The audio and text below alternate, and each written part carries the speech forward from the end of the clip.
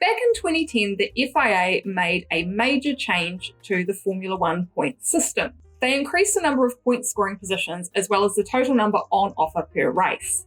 But what many people might not realise is this had an added bonus of bumping up revenue at the cost of the people who bring in the fans, the drivers. And by cost, I mean a literal cost, as in their super license bill for the following season. I mean, Formula One just wouldn't be as interesting if it were avatars of drone pilots, would it? Would average fan McVewison watch the sport if it were an RC series? Probably not. I mean, you, specific person watching this video right now, might be into it, but you know what? That's not the point. So how much does it actually cost to hold a Formula One super license? And more importantly, if Max Verstappen were to keep on winning, how expensive could that invoice be for him next year? And before you ask, yes, there was a spreadsheet involved in the making of this video. In 2003 to 2009, the maximum points on offer for an individual race was 10, and those points positions only went back to 8th, which, considering back then we had some seasons running 22 cars, there were years where every week 14 drivers would miss out on any points at all. Before 2003, only the top 6 drivers got points. And that went all the way back to the 60s. Before then, it was even worse.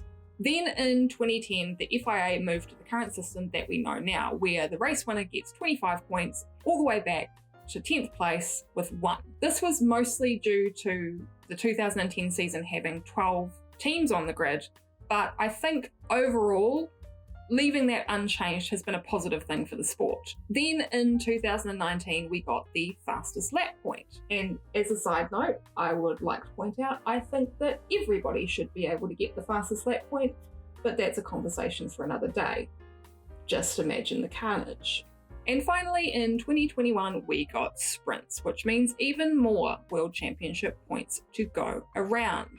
Oh, and of course, more and more races. Provided there's no cancellations like this year, we will have 24 races on the calendar next, and apparently the goal is to get to 25. So why is this so important? Well, because the more points available every year, the more Formula One banks in super license fees. And those numbers are not insignificant. You could also argue that having super license fees tied to the points could incentivize decision making when it comes to racing in dangerous conditions. But that and other conspiracy theories is something I'm going to leave by the wayside here. The more points, the more money goes to the FIA and super license fees, and in some cases they are downright redonkadonk. Like for one particular driver, damn near double the average house price in Auckland. And that is the 7th least affordable housing market in the world. So how much has it cost the drivers this year, and how high could it go next? So let's first take a look at the 3 guys who didn't score points last year. That's Logan Sargent, Oscar Piastri, and Nico Hülkenberg. They had to pony up the base price of €10,400, which sounds fine. And you know, the teams have probably built it into their contracts anyway, so what does it matter, right? So let's move on to Nick De Vries, who had the great pleasure of having a slightly higher bill due to his 2 points scored at Monza.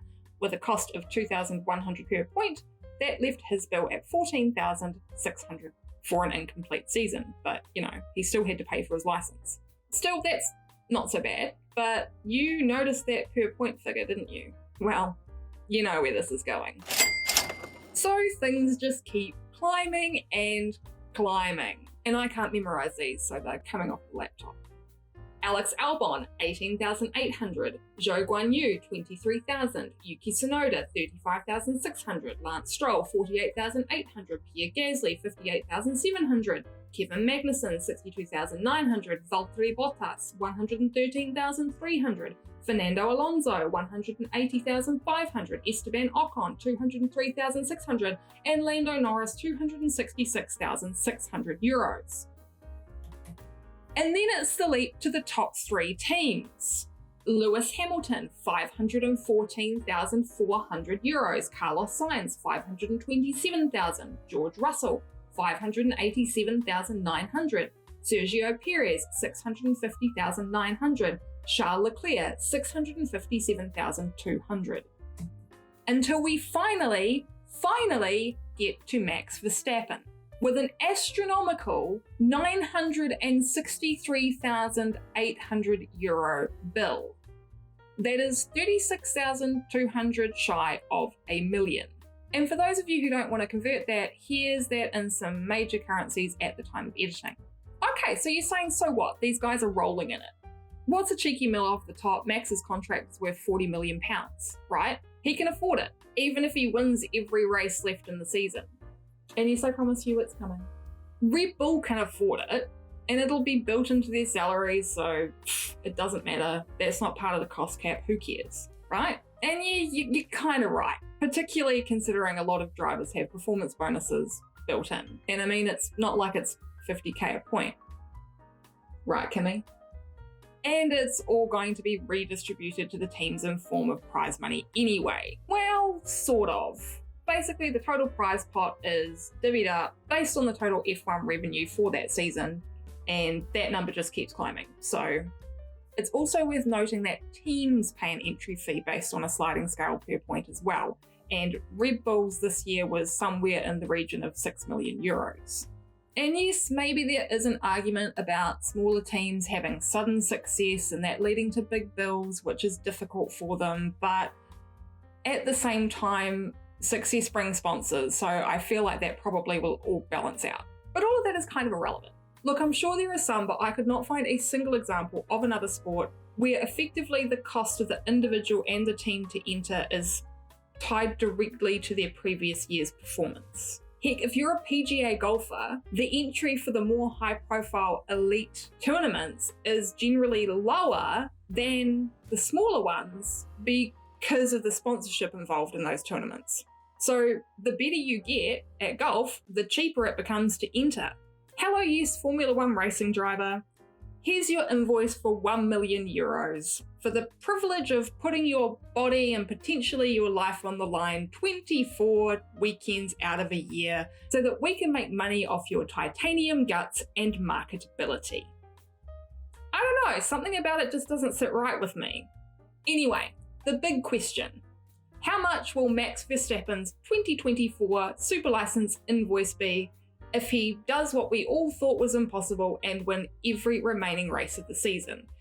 Honestly, I was hating on it for a while and I have now reached the stage of acceptance. I know we'll look back on it in 10 years and go, wow, this was amazing. So I'm here for it at this point. And how about we give him 5 fastest lap points as well? I'm not going to give him all of them, just 5. We just give him 5 fastest lap points.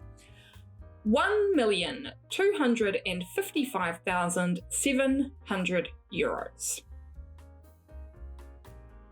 You could buy 3 of those Auckland sheds for that.